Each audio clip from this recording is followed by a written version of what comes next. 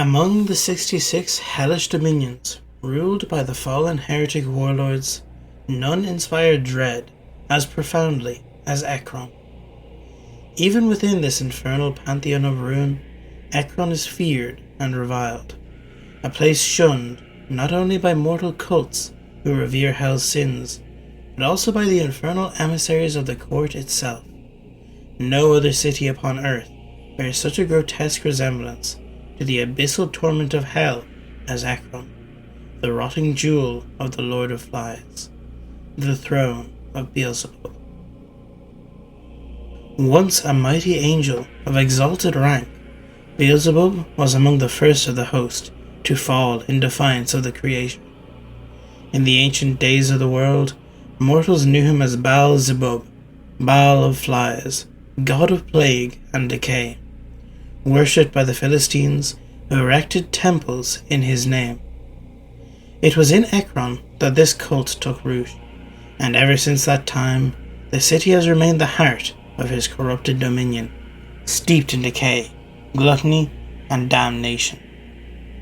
Now, Ekron is a place forsaken by all. Even the heretic legions, who owe their allegiance to the sin of gluttony, dare not tread its festering streets. They know that in their warped and fallen forms, Beelzebub still sees something unbearable, a reflection of what he once was, of the Father who cast him down. After all, were they not made in that divine image? Do they not remind him of the betrayal of his mortal worshippers, who once bowed to him, only to flee at the first sign of divine wrath? Long ago, Beelzebub sought to claim the Ark of the Covenant, the holiest relic of the Hebrews. In the Battle of Ebenezer, his followers triumphed over the Israelites and seized the sacred vessel. But, though victorious, they dared not bring the Ark into Ekron. Yahweh's wrath followed the stolen artifact like a curse. Wherever the Ark was taken, pestilence and tumors spread like wildfire. His hand smote the cities that held it, and terror filled the hearts of Beelzebub's followers. So great was their fear that they defied their master and returned the Ark, abandoning him in a moment of ultimate humiliation. The betrayal marked Beelzebub forever. Cast down and scorned, he swore an eternal vengeance, not just upon God, but upon all of creation. He would unmake the world, corrupt every living thing, and poison every breath of life until nothing pure remained.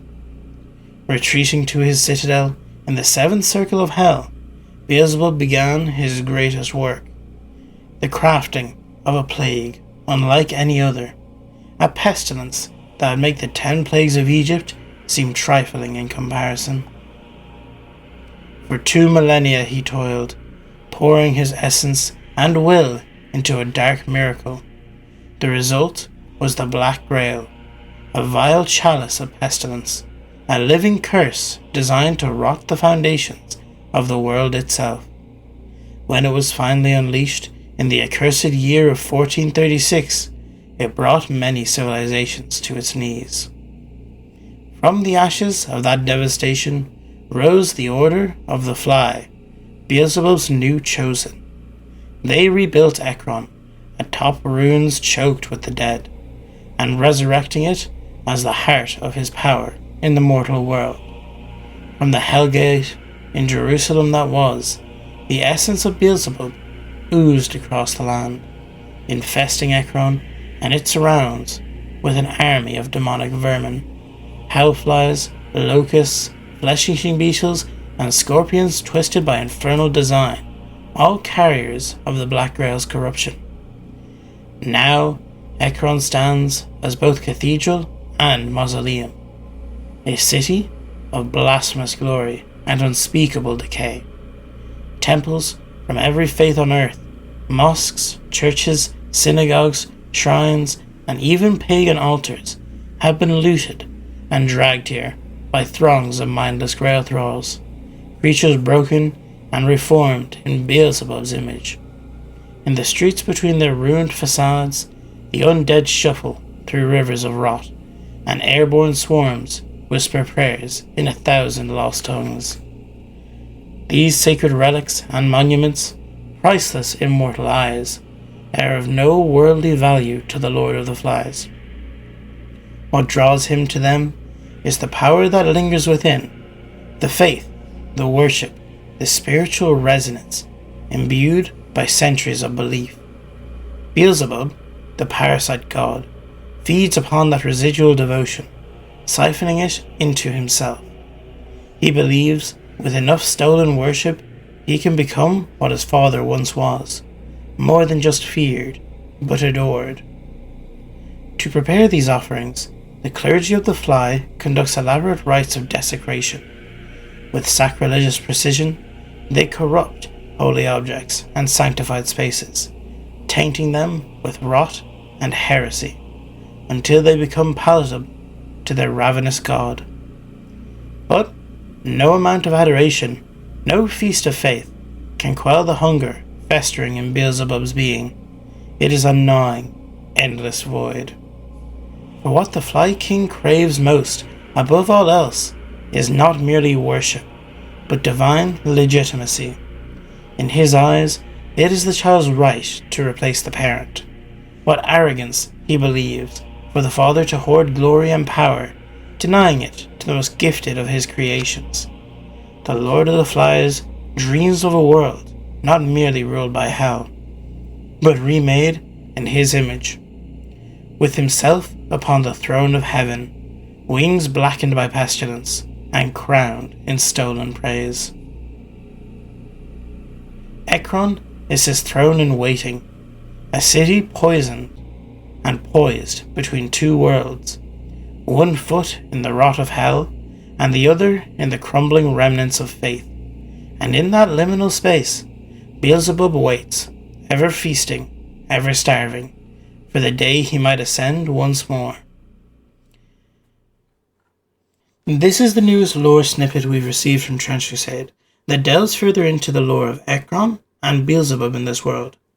Now, I believe, since Beelzebub is going to be such an important character in the world of Crusade, we should take a look at his real-world counterpart, the mythology behind him, and why he has a connection to Ekron.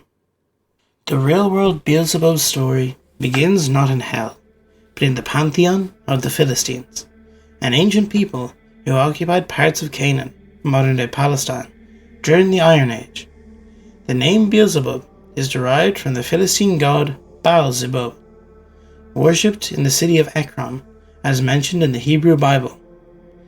In the original Semitic, Baal means Lord or Master, a common title used for various Canaanite deities.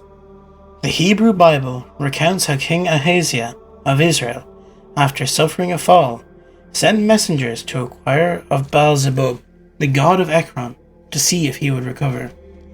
This act drew the wrath of the prophet Elijah, who condemned Ahaziah for turning away from the God of Israel and consulting a foreign god. The epithet Zebub typically translates as flies, and has long been a point of scholarly debate. It could have referred to actual flies, perhaps because of their association with disease and death, or it could have been a Hebrew insult meant to mock the Baal worshippers. Transforming Baal-zebul, Lord of High Places or Exalted Lord, into Baal-zebub, Lord of the Flies. This interpretation reflects a broader pattern in biblical texts, undermining and vilifying the gods of neighboring peoples to reinforce monotheistic devotion. With the rise of Christianity and the demonization of pagan religions, Baal-zebub was transformed from a localized deity into a malevolent demon. Early Christian theologians and authors, such as Origen, Jerome, and later medieval demonologists, absorbed and reinterpreted him through the lens of Christian cosmology. In the New Testament, Beelzebub appears as a name for a demonic prince. These passages cemented Beelzebub's status as a major infernal figure in Christian mythology. Medieval theologians, drawing from scriptural mentions and extra-biblical sources, began to construct elaborate hierarchies of hell. In these systems, Beelzebub emerged as one of the top-ranking demons, often placed second only to Satan himself. In some grimoires, such as the Lemegeton, or Dictionary Infernal, by Colin de Plancy, he is part of the unholy trinity of hell, alongside Lucifer and Leviathan.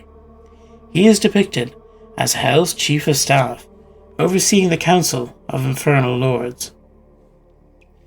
Beelzebub associations are multifaceted and rich with meaning. As the Lord of Flies, he embodies pestilence, rot, and decay, forces that not only destroy, but corrupt from within. In pre-modern societies, flies were universally despised as symbols of death and disease, gathering around ruins, filth, and carcasses. Thus, to name a demon their lord was to ascribe to him dominion over all that was disgusting, unclean, and life-consuming.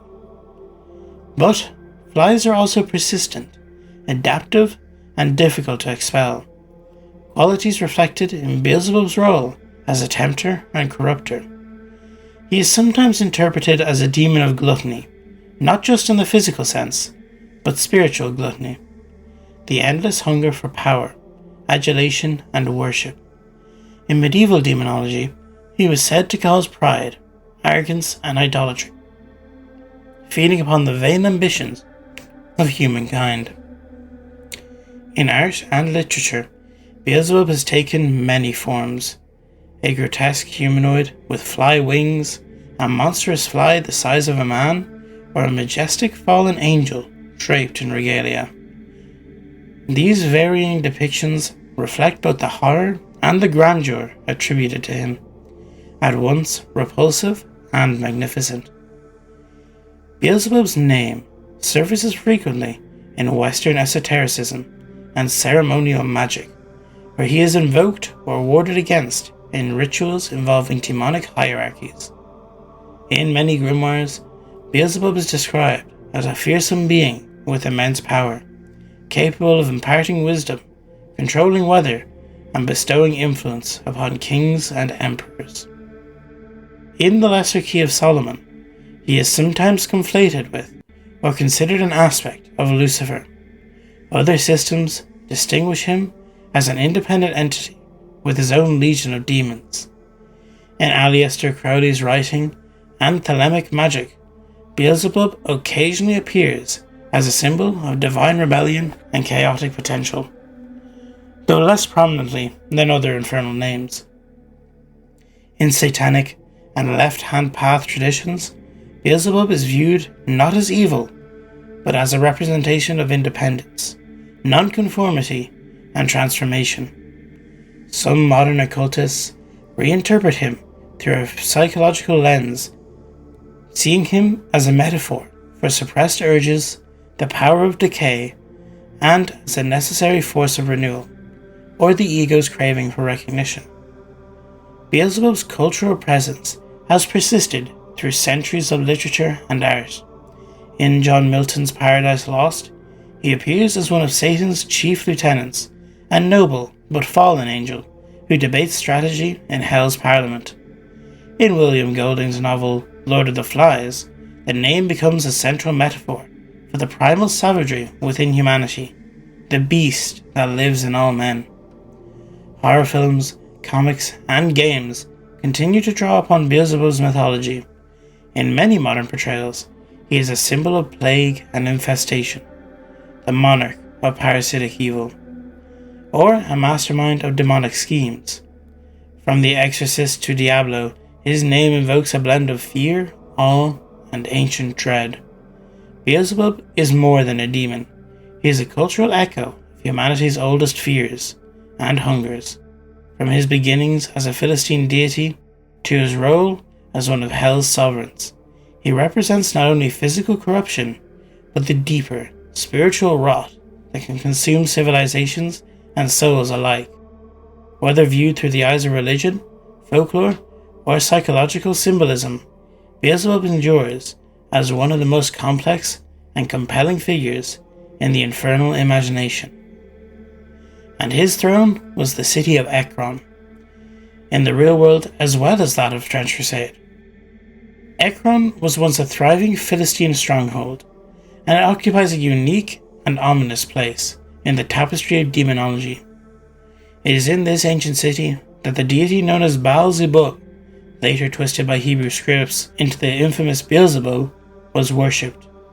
Across centuries, Ekron's name would come to echo not as a city of men, but as the spiritual epicenter of pestilence, decay, and demonic power.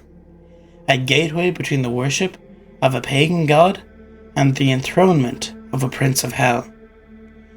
Ekron was one of the 5 principal cities of the Philistine Pentapolis, alongside Gaza, Ashkelon, Ashdod, and Gath, situated in Shephelah region of modern-day Palestine. It thrived between the 12th and 7th centuries BCE. The city was known for its military and religious significance, and the archaeological evidence confirms the existence of a major temple likely dedicated to the local Baal deity. The Hebrew Bible places Ekron at the heart of spiritual confrontation, shown through the story of Ahaziah, which ended with God declaring Ekron false and detestable. From there on, Ekron descended into ruin, but the worshippers of Baal never left. Beelzebub's ascent paradoxically deepened the connection between Beelzebub and Ekron. Though the physical city was long in ruins, its spiritual footprint remained potent. In the mythic imagination, Ekron was no longer merely a Philistine city. It had become a cursed site, a blasphemous origin point for one of hell's darkest lords. Ekron is resurrected, not as a historical ruin, but as the earthly seat of Beelzebub's power. Here, the ancient city becomes a festering realm of spiritual and physical decay. Its streets run thick with plagues, and its temples teem with desecrated icons from every faith. This modern reimagining completes a long arc that began millennia ago in the Canaanite temples and ends in apocalyptic horror. In this interpretation, Ekron is often portrayed as the mirror of Hell's 7th circle, where Beelzebub, now fully formed as the king of gluttony and the lord of flies, rules with diseased majesty. His palace is not made of stone, but of rot, crawling with insects, suffocating with the stench of corruption, and adored with stolen relics of faith, twisted into parodies of their former glory. The connection between Beelzebub and Ekron has evolved from one of mere geography into metaphysical tethering. Ekron is where his name was spoken in adoration, and now it is where his power leaks most profoundly into the mortal world. Beelzebub's relation to Ekron is that of a parasite that devours its host and continues to wear its skin. The city, once a seat of pagan worship, has been absorbed into the demonic prince's identity. In the theological imagination, Beelzebub does not merely rule over Ekron. He has become Ekron. The city pulses with his will, his hunger, and his blasphemy. This parasitism extends to a theological level. In Christian terms, Beelzebub's desecration of Ekron represents the perversion of worship, a divine hunger gone wrong. Ekron, a city that once turned to a false god for prophecy, is now a cautionary tale, a site forever damned because it chose to reject the God of Israel in favor of idolatry. This is the connection that Beelzebub brings in real life to the city of Ekron. Once again, this shows Trench Crusade's love for looking into real life examples to bring inspiration into the world of Trench Crusade. I personally really love how Trench Crusade uses these real world examples to continue their story or to inspire us, because it adds a somewhat ground of realism or a deeper meaning to the world and the lore. Now, I don't know how they are going about their lore releases, to be honest. I'm curious as to why we've been currently focusing on only Heretic, well, mostly Heretic lore releases. I know we got War Cardinals, but I feel they're not really a full lore drop. I would love if the rulebook, the full rulebook, was going to appear in my hands, but sadly it is not because that costs money. But whenever that comes out, I hope we get a lot more lore with it as well, as we did with the lore primer.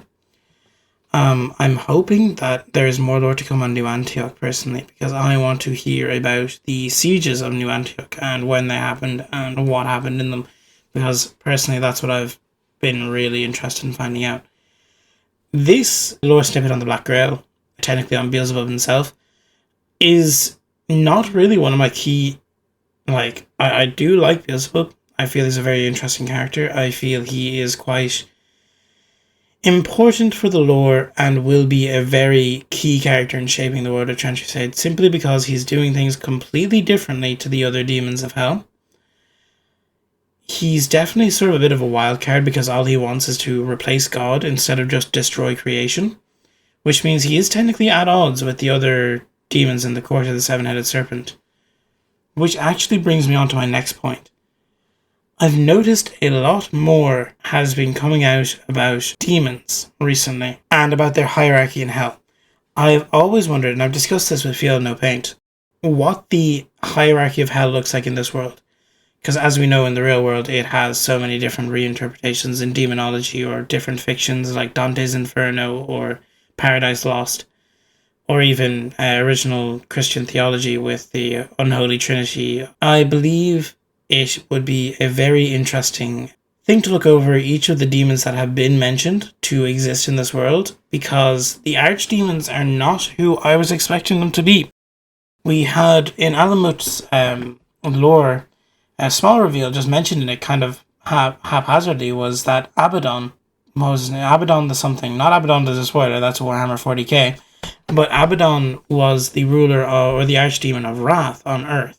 Does that mean that the original archdemon of Wrath in Dante's Inferno, which I believe was Lucifer, or Satan, no, Lucifer was Pride, Satan was Wrath, I do wonder if that means that Satan has been overthrown in some way in the hierarchy of hell, and if these new demons are going to be explained further in the lore in coming times.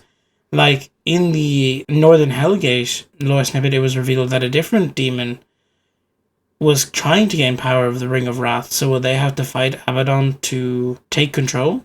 I feel that's why they've been focusing on hellish factions so much. They could be establishing the roles of these demons. Personally, I'd like, if you guys are interested, to make a video exploring these demons that have been mentioned and look at their actual demonology in real life to see if there is something we can find to explain the current hierarchy of hell in Crusade before they do it themselves. If that is something you would be interested in, let me know in the comments, because I would absolutely love to do something like that. I think it would be very fun. Now, as I'm recording this video, we are on 1,941 subscribers. This is getting to 2,000 a lot quicker than I expected. And looking at the poll as I'm reading this, Warhammer 40k is currently in the lead, with Star Wars coming close behind it, with a 19% gap between them, then Lord of the Rings and Halo. So currently it's looking like the 2k special will be looking at Warhammer. So if there is anything particular in Warhammer you want me to look at, whether it's the Badab War, the Horus Heresy, the Fall of Cadia, the origins of the Krieg, anything like that, let me know, because there's so much in Warhammer that I kind of I might have given myself too broad of a scope here with this, because it's going to take me ages just to decide on what to do. I have been a fan of Warhammer 40k for a bit now, so there is a lot that I would like to talk about, but I'm going to ask you guys what you would like. Now, I'm not going to decide on which one to do until we actually reach 2k, just in case, I don't know, Star Wars pulls ahead in the coming days. But once we reach 2k, I will make that video and hopefully release it pretty soon after. But yeah, thank you guys for subscribing. We're getting there very quickly, because like 2 days ago we crossed 900, I believe, and now we're already on 941, or yeah, 941. So please keep subscribing, share this with anyone if you can, like the video. It's the only way the algorithm decides it actually wants my videos to be seen. And yeah, I hope you enjoyed. This one was a bit different because it's such a small lore drop, and I kind of wanted to get a big enough video out of it because I feel there's a lot around Beelzebub that relates more to its demonology in the real world than it in Crusade currently, and I feel they will be taking a lot of inspiration from the real world demonology of Beelzebub to inspire the one of Crusade. So I thought it was important to give you the background context, his history, and his history with Ekron, so that you understand why he's there in Crusade before more lore is released. So it makes more sense as to what he's doing. I hope you guys have enjoyed. I will see you in the next video, which, looking at the poll, will be Trench Tank Palanquins. I will put up a new poll and see which one wins that. So choose your favorite, and I will make my next video on that. I will also put up another poll as to what the Trench Crusade 2K special will be, because I'm going to try and release 2 videos for 2K. I know, shocker. So yeah, give me suggestions in the comments what I should do for a 2K special for Trench Crusade, whether it should be another compilation or an entirely new video with theories or anything like that. Let me know, and I will see you guys in the next video. Goodbye.